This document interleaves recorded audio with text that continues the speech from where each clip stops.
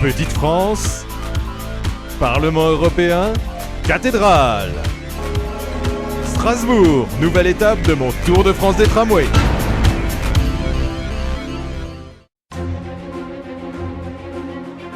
Ma mission à Strasbourg s'annonce chargée. Ici, le réseau comporte 6 lignes et totalise plus de 40 km de voies.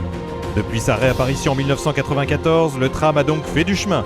Il s'est même autoproclamé premier réseau de France. Alors mérite-t-il vraiment la première marche du podium ? Ma mission commence maintenant. Première escale à la boutique de la compagnie des transports strasbourgeois. Mauvaise surprise, j'ai beau être dans une grande ville touristique, il n'existe pas de passe découverte valable sur plusieurs jours. Je devrais donc renouveler mon billet journée toutes les 24 heures. Pas vraiment l'idéal pour encourager les touristes à utiliser les transports en commun. Tant pis, ils trouveront leur bonheur ailleurs.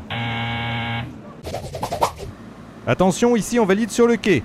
À bord du tram, c'est impossible. J'ai bien failli me faire pincer. En station, le renouvellement des indicateurs de destination est en cours. La nouvelle génération est d'ailleurs bien conçue. Heureusement, car les tronçons communs à plusieurs lignes constituent une part importante du réseau.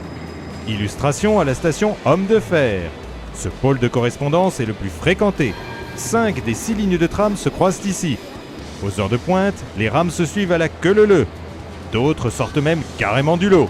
Bref, le spectacle est garanti. Je valide. Sur les portions communes à plusieurs lignes, les voies sont tellement sollicitées que je repère à plusieurs endroits des petits signes de fatigue. Par contre, les sections gazonnées sont en pleine forme. Il fait pas loin de 35 degrés, mais la verdure domine. Allez, je décerne un bon point au jardinier à condition qu'il n'oublie plus le secteur de la gare. Dans la série Les Bizarreries du réseau, je découvre ce passage en voie unique sur la ligne A. Entre les stations Parc Malraux et Cours de l'Iliade, c'est chacun son tour. Mieux vaut ne pas être pressé. Dommage, il s'agit pourtant de l'extension la plus récente de la ligne. J'ai pris place à bord d'une rame Bombardier Eurotram. Ce matériel est emblématique du réseau de Strasbourg depuis sa réouverture en 1994. Une cinquantaine d'unités sont encore en service. Leur singularité, c'est l'articulation entre la loge et la caisse.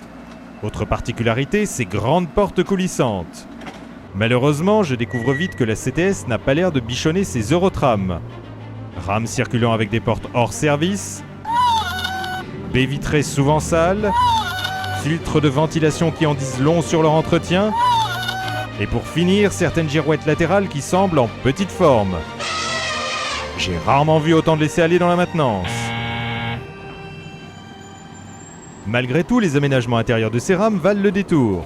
Pour le prix d'un ticket de tram, j'ai en plus une entrée au musée du design des années 70. Subtil duo de couleurs pastel entre les sièges et les parois, barre d'appui en forme de cœur, et un faux voyageur d'un autre âge présenté dans son écrin de plastique. Je ressors de là comblé. Allez, encore quelques années et je parie que les Eurotrams deviendront collector. Il est temps de m'infiltrer à bord d'une rame Citadis. Les portes se ferment avec le bip d'un engin de chantier qui vient de passer la marche arrière, et c'est parti. Ces nouveaux trams sont apparus sur le réseau à partir de 2005. Leur design est plus moderne. Toutefois, leur face avant rappelle celle des Eurotrams en moins empâtée. À première vue, l'aménagement intérieur me semble standard, sans originalité. Je remarque aussi dans plusieurs rames des appuis dont le revêtement usé mériterait d'être remplacé.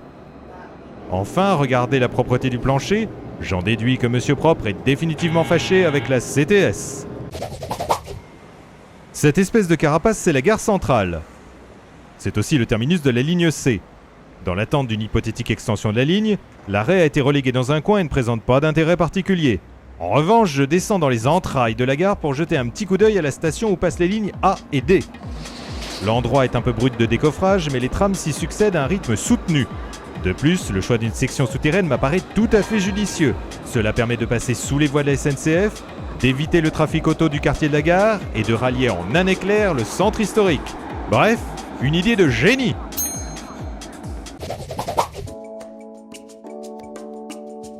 En dehors du tunnel, il y a aussi des trams sur les ponts de Strasbourg. Le pont Royal a même été reconverti en station de tram. Le panorama vaut le coup d'œil. Enfin, je note la belle complémentarité entre le tram et les vélos. À Strasbourg, ils sont partout. Vous les trouverez aussi en libre service à chaque terminus. En dehors des heures de pointe, ils sont même admis à bord. De quoi profiter au mieux des nombreuses pistes cyclables sans se fatiguer sur de longues distances.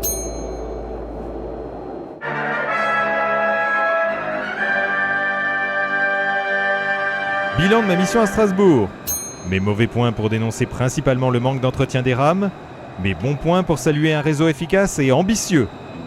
À ce titre, la future extension de la ligne D me semble prometteuse. Elle franchira bientôt le Rhin pour relier la ville de Kehl en Allemagne. Un parcours quasi identique à celui des trams de la ligne 1 du siècle dernier.